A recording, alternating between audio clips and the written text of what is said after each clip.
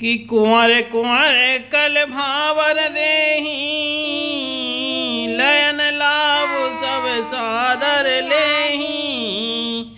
जाई न वरन मनोहर जोरी, जो उपमा कछु कहो सो थोरी। वर और कन्या सुंदर भावरे दे रहे हैं। सब लोग आदर पूर्वक अर्थात उन्हें देखकर नेत्रों का परम लाभ ले रहे हैं। मनोहर जोड़ी का वर्णन नहीं हो सकता, जो कुछ उपमा कहूँ वही थोड़ी होगी। कि राम सिय सुंदर प्रतिचा छाही, जगमगात मणिखंबन माही। मनहु मदन रति धर बहु रूपा, देखत राम ब्याहो अनूपा। श्री राम जी और श्री सीता जी की सुंदर परछाई मणियों के खंभों में जगमगा रही है। मानो कामदेव और रति बहुत से रूप धारण करके श्री राम जी के अनुपम विवाह को देख रहे हैं। कि दरस लाल सास कुछ न थोरी, प्रगटत दुरत बहोरी बहोरी। भय मगन सब देख निहारे, जनक समान अपान विशारे। उन्हें कामदेव और रति को दर्शन की लालसा और संकोच दोनों ही कम नहीं है, अर्थात बहुत है। इसलिए वे मानो बार बार प्रकट होते और छिपते हैं। सब देखने वाले आनंद मग्न हो गए और जानकी जी की भांति सभी अपनी सुध भूल गए। कि प्रमोदित मुनि ने भावरी फेरी, नेग सहित सब रीति निवेरी। राम सिय सिर सुंदर देही, शोभा कहीं न जाते विधि के ही। मुनियों ने आनंद पूर्वक भावरें फिराई और नेक सहित सब रीतियों को पूरा किया। श्री रामचंद्र जी सीता जी के सिर में सिंदूर दे रहे हैं। यह शोभा किसी भी प्रकार कहीं नहीं जाती। कि अरुण पराग जलज भरुनी के, ससह भूस अहि लोभ अमी के। बहुरे वशिष्ठ दीनी अनुशासन, बर दुल्हन बैठे के आसन। मानो कमल को लाल पराग से अच्छी तरह भरकर अमृत के लोभ से सांप चंद्रमा को भूषित कर रहा है। अर्थात यहाँ श्री राम जी के हाथ को कमल की, सेंदूर को पराग की, श्री राम की श्याम भुजा को सांप की और सीता जी के मुख को चंद्रमा की उपमा दी गई है। फिर वशिष्ठ जी ने आज्ञा दी, तब दूल्हे और दुल्हन एक आसन पर बैठे। कि बैठे बरासन राम जानकी, मुदित मन दशरथ भये। तन पुलक पुनि पुनि देखी, अपने सुकृत सुर तरु फल नये। भरी भुवन रहा छाहो, राम विवाहो भा सब ही कहा। कही भांति वरन से रात रसना, एक यहो मंगल महा। श्री राम जी और जानकी जी श्रेष्ठ आसन पर बैठे। उन्हें देखकर दशरथ जी मन में बहुत आनंदित हुए। अपने सुकृत रूपी कल्प वृक्ष में नए फल आए देखकर उनका शरीर बार बार पुलकित हो रहा है। 14 भुवनों में उत्साह भर गया। सबने कहा कि श्री रामचंद्र जी का विवाह हो गया।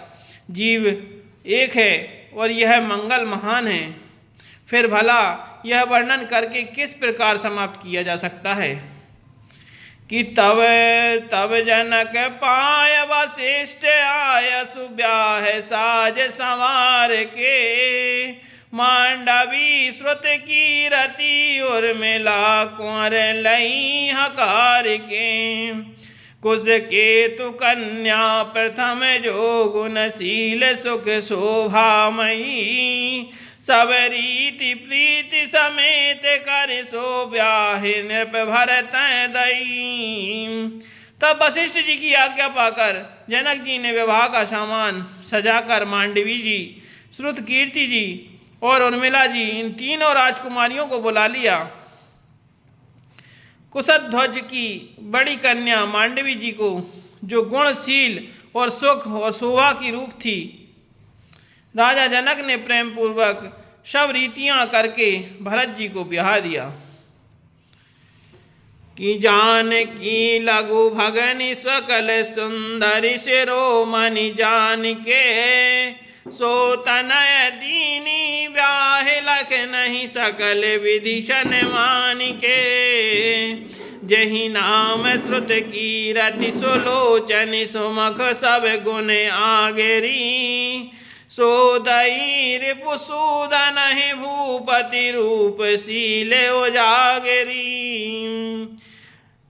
जानकी जी की छोटी बहन उर्मिला जी को सब सुंदरियों में शिरोमणि जानकर उस कन्या को सब प्रकार से सम्मान करके लक्ष्मण जी को ब्याह दिया, और जिनका नाम श्रुत कीर्ति है और जो सुंदर नेत्रों वाली, सुंदर मुख वाली, सब गुणों की खान और रूप तथा शील में उजागर हैं, उनको राजा ने शत्रुघ्न को ब्याह दिया। अनुरूप बर दुल्हन परस पर लखी सकुच ही हर सही, सब मुदित सुंदरता सराहै सुमन सुरगन बरसहि। सुंदरी सुंदर बरन सह सब एक मंडप राजहि, जानो जीव चुर चारों अवस्था विभुन सहित विराजहि। दूल्हा और दुल्हन में परस्पर अपने अपने अनुरूप जोड़ी को देखकर सकुचते हुए हृदय में हर्षित हो रही हैं। सब लोग प्रसन्न होकर उनकी सुंदरता की सराहना करते हैं और देवगण फूल बरसा रहे हैं। सब सुंदरी दुल्हनें सुंदर दूल्हों के साथ एक ही मंडप में ऐसी शोभा पा रही हैं मानो जीव के हृदय में चारों अवस्थाएं अर्थात जागृत, स्वप्न, सुषुप्ति और तुरीय अपने चारों स्वामियों अर्थात विश्व, तेजस, प्राज्ञ और ब्रह्म सहित विराजमान हों।